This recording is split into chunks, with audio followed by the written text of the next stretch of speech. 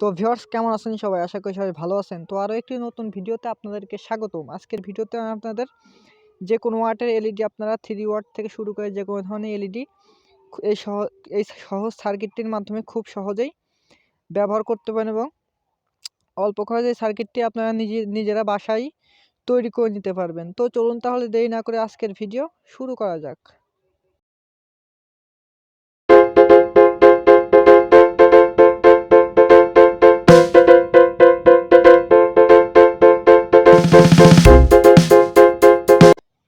তো সেজন্য আমাদের সাধারণ কিছু কম্পোনেন্ট প্রয়োজন। দেখতে পাচ্ছেন 4টি সাধারণ কম্পোনেন্ট, যে কম্পোনেন্টগুলো আপনারা ইলেকট্রনিক্স মার্কেটে যে কোনো জায়গায় কিনতে পেয়ে যাবেন এই সহজ সার্কিটটি সহজেই কম্পোনেন্টগুলা।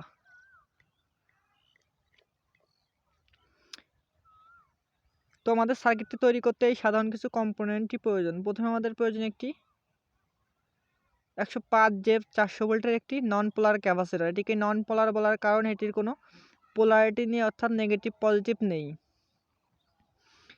এখন আমাদের প্রয়োজন একটি রেকটিফায়ার ডায়োড। আপনারা এই রেকটিফায়ার ডায়োডগুলো যে কোনো পুরাতন সার্কিটে পেয়ে যাবেন। এগুলো আপনারা 4টি 4IN4007 ডায়োড দিয়েও তৈরি করে নিতে পারেন। তো এখন আমাদের একটি প্রয়োজন 470 UF 25 ভোল্টের একটি ক্যাপাসিটর।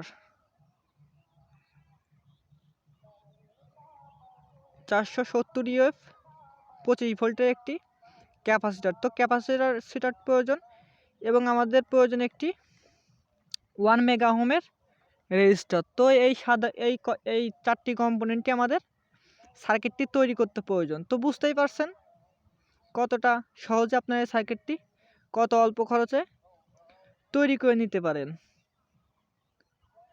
তো প্রথমে আমাদের নন পোলার যে ক্যাপাসিটরটি রয়েছে সেই নন পোলার ক্যাপাসিটরের দুটি লেগের সাথে আমরা 1 মেগা ওহমের রেজিস্টারকে সোল্ডারিং করে নিব। তো আগেই বলেছি এই নন পোলার ক্যাপাসিটরের কোনো নেগেটিভ পজিটিভ নেই, অর্থাৎ যে কোনোভাবে এটিকে সার্কিটে কানেক্ট করা যায়। তো সোল্ডারিং করে নিচ্ছি।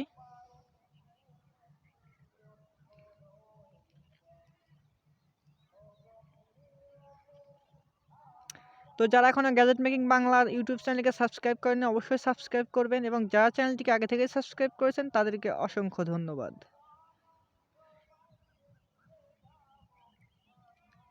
তো এখন আমাদের দেখতে পাচ্ছেন একটি রেকটিফায়ার ডায়োড, যে ডায়োডের এই পাশের যে দুই প্রান্ত দেখতে পাচ্ছেন সেটি এসি ইনপুট এবং অন্য দুই পাশে নেগেটিভ পজিটিভ। ডায়োডের গায়ে লেখা রয়েছে নেগেটিভ এবং পজিটিভ। আমরা এসি ইনপুট কানেকশনে ডায়োডটা রেকটিফায়ার ডায়োডের এক প্রান্ত এসি ইনপুটের যে কোনো এক প্রান্ত সোল্ডারিং করে দেব আমরা নন পোলার ক্যাপাসিটরের যে কোনো এক প্রান্তে সোল্ডারিং করে নিয়েছি। তো দেখতে পাচ্ছেন যে কোনো এক প্রান্তে সোল্ডারিং করে নিয়েছি। তো ডায়োডের এই পাশে আমাদের এসি ইনপুট কানেকশন দিতে হবে যে কোনো একটাই, এবং এই দুই পাশের কিন্তু আমাদের আউটপুট পজিটিভ এবং নেগেটিভ, যা রেকটিফায়ারের গায়ে লেখা রয়েছে। তো এখন আমরা এলইডিগুলোকে সিরিজে কানেক্ট করে নেব। তো আমরা 4টিকেই সিরিজে কানেক্ট করে নেব। তো আপনারা যতগুলো এলইডি ব্যবহার করতে চান সবগুলোই সিরিজে কানেক্ট করে নেবেন।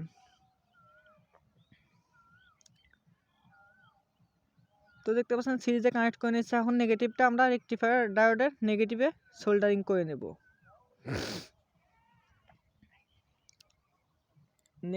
নেগেটিভে সোল্ডারিং করে নিতে হবে। তো দেখতে পাচ্ছেন আমাদের রেকটিফায়ারে কিন্তু লেখা রয়েছে নেগেটিভটা, সেজন্য আমরা নেগেটিভটা সোল্ডারিং করে নিয়েছি। এখন আমরা রেকটিফায়ার ডায়োড থেকে এলইডি পজিটিভ এবং রেকটিফায়ার ডায়োডের যে পজিটিভ প্রান্তটা রয়েছে সেই পজিটিভ প্রান্তে সোল্ডারিং করে নেব।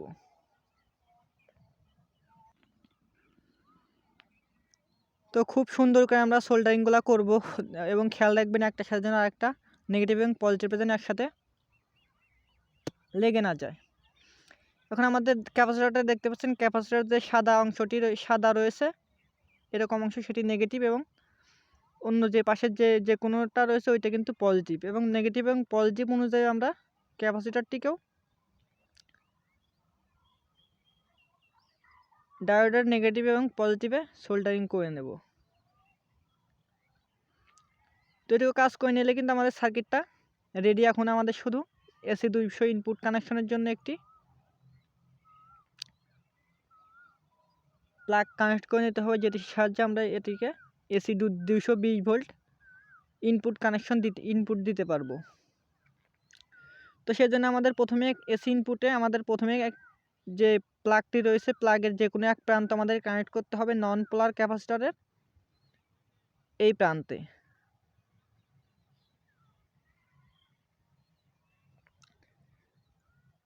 যে কোনো এক প্রান্ত আমরা কানেক্ট করব নন পোলার ক্যাপাসিটরের এই প্রান্তে, এবং আমাদের অন্য প্রান্তটি AC ইনপুটে AC 220 ভোল্ট ইনপুটে অন্য প্রান্তটি কানেক্ট করব ডায়োডের যে এক প্রান্ত আমাদের ডায়োডের AC ইনপুটের এক প্রান্ত বাদ ছিল, সেই যে প্রান্তটি আমাদের বাদ ছিল সেটিতে আমরা সোল্ডারিং করে নেব। তো এখন আমরা চলুন এখন সার্কিটটিকে টেস্ট করে যে আসলে আমাদের এই সার্কিটটি কাজ করে কিনা। তো সেই জন্য আমরা AC input 220 volt input connect করে নেওয়ার জন্য প্লাগটি আমরা লাগিয়ে নেব। প্লাগটি লাগিয়ে আমরা সুইচটি অন করব। তো দেখতে পাচ্ছেন সুইচটি অন করার সাথে সাথে কিন্তু আমাদের এলইডিটি জ্বলে উঠছে, তার মানে আমরা সার্কিটটি তৈরি করতে সফল হয়েছি। তো কখনোই সার্কিটে হাত দিবেন না, তাহলে কিন্তু 220 ভোল্ট AC কারেন্টের শক লাগবে, কখনোই সার্কিটে হাত দেওয়া যাবে না। তো এই ছিল আজকের মূল ভিডিও। ভালো লাগলে অবশ্যই লাইক, কমেন্ট এবং শেয়ার করবেন। ধন্যবাদ সবাইকে ভিডিওটি দেখার জন্য।